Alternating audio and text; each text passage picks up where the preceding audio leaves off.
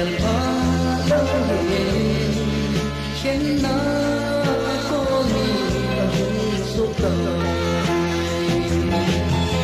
kalung se el dina kanai sa pile kaki ne na to hoi lam ba na mo ki kan ko din geluna ni cùng nhân ta cùng ký lên nắng ngày lưu tổ ipa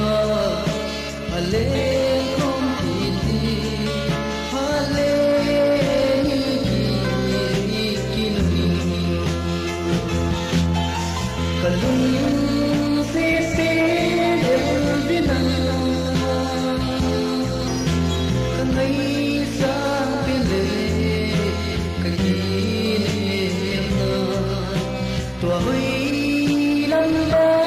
na mo ikan ko din gelo na ni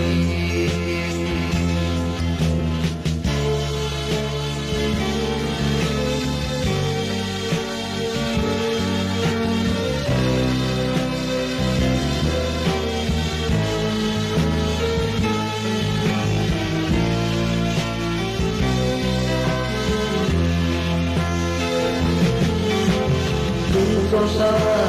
hiếm số em sẽ rất tâm đợi cô thêm lưng tố liền ta kỹ lên đi cô cần sẽ đến với nàng cần ấy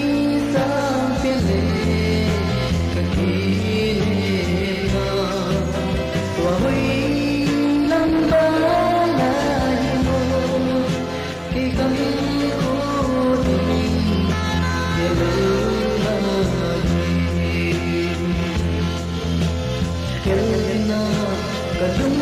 subscribe cho kênh Ghiền Mì Gõ để không bỏ lỡ những video hấp dẫn.